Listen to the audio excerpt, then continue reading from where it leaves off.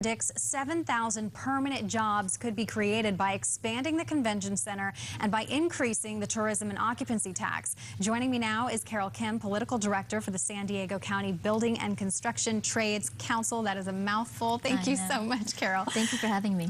Let's talk a little bit first about getting this initiative put together, because as we were talking in the beginning of the show, it really was a bunch of different dynamics of the city coming together to create this initiative. We have a really broad and diverse stakeholder group. The coalition is made up of business, labor, community groups, homeless advocates, and it was a process that we all got behind because we feel that it really does and will address in big ways and significant ways some very large intractable social issues that we're all coping with the homelessness, and also really provide opportunities, economic opportunities for all of us in terms of the convention center expansion, with the tourism industry boost that'll have, and then the permanent jobs that we'll see coming out of that.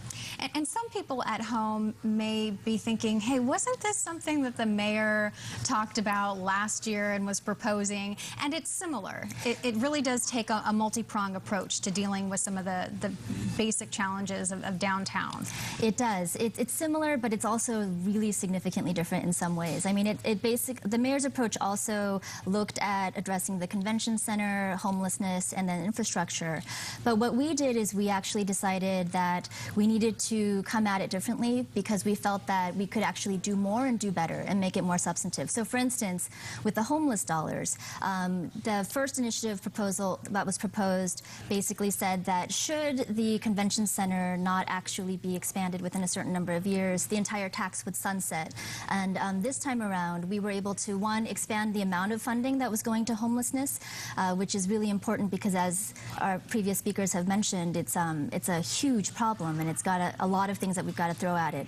But secondly, because we really wanted to make sure that as we spoke with experts and got feedback from them regarding what types of strategies they felt were really important to address homelessness, housing first was really one of the big things. And you can't build housing, you can't actually construct with these dollars if they're not bondable.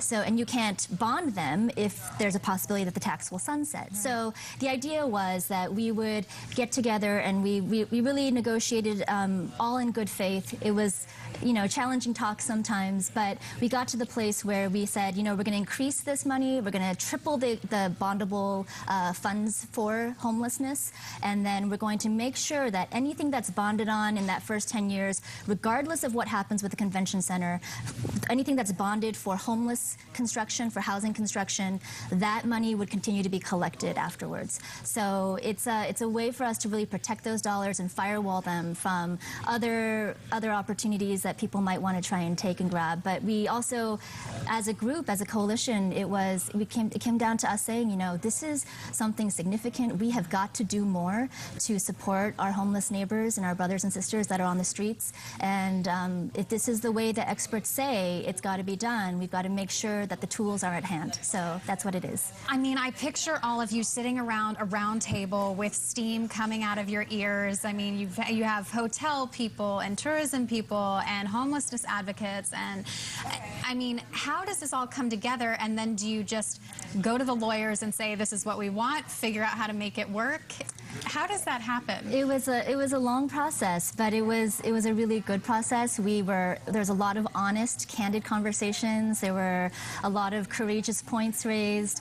Our community friends came in and really were able to help us hear the stories of folks and what they were dealing with on the streets to make sure that we understood what we were trying to help address.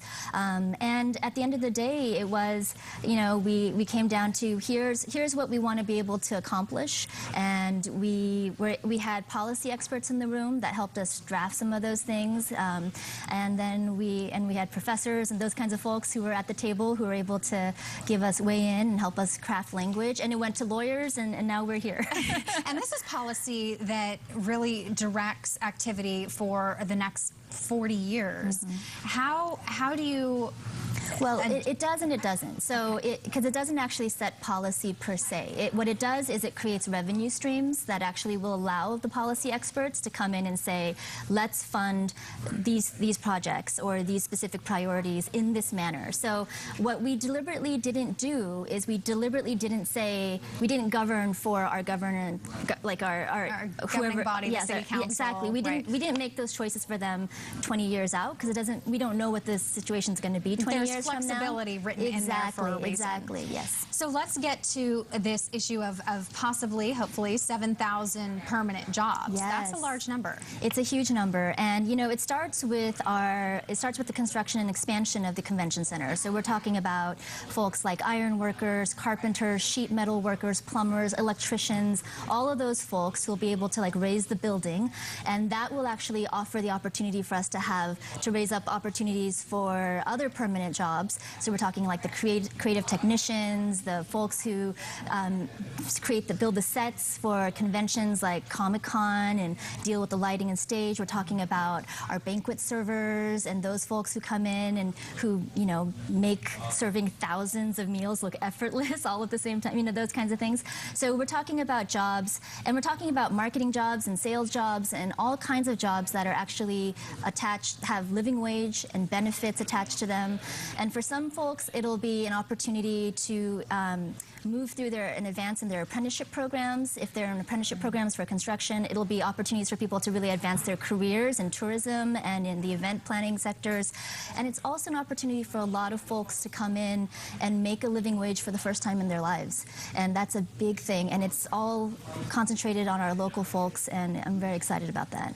So in order to get this initiative, which is what it is at this point, onto the ballot this fall, there is a signature gathering process that I understand just kicked off recently. Yes, and it's going incredibly well. We've been getting excellent feedback from people who are out gathering signatures. We've got volunteers that are doing it. We've got some consultants that are working on that. But, you know, everybody's coming back to us with the same message, which is voters are really excited about this. They see that, you know, with all of these components in place, it's really going to create this cycle of benefit for San Diego, and it's a huge opportunity for all of us. And even though this is a tax increase, it's the hotel tax, so it could pass with a simple majority.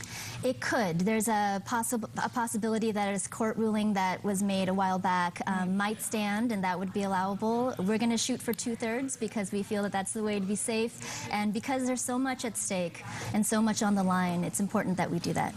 And how do you feel that the City Council will look at this initiative, that they'll be behind it? Have you already had feedback from majority of the City Council? We think that the City Council is going to be supportive. We've had conversations with some of them, and I think it's going to be fine. They actually they're very supportive of the goals and the motivations behind this, and hopefully the accomplishments that it'll offer, and the opportunities it'll offer them as well, to be able to again try to tackle some of our really big insurmountable problems that we've got. And you're really touching a lot of different bases in support, getting the hotels, the homeless advocates, and also the infrastructure and jobs, labor unions supporting this. So there's a lot of support behind this initiative. There's a lot of support behind it, and what's great about that is I think we've finally gotten to the point where we realize that if we're going to try and tackle and solve and address some of these really big issues, we've got to do it together. And it's a really diverse, strong coalition for that reason, and this is a really good opportunity for all of us. Well, Carol, Kim, appreciate it. Thank you so much. Definitely let us know how that signature gathering ends up. I will. Thank you. That'll do it for this morning's edition of San Diego People. Join us tonight for the KUSI News at 6, 10, and 11. We'll see you.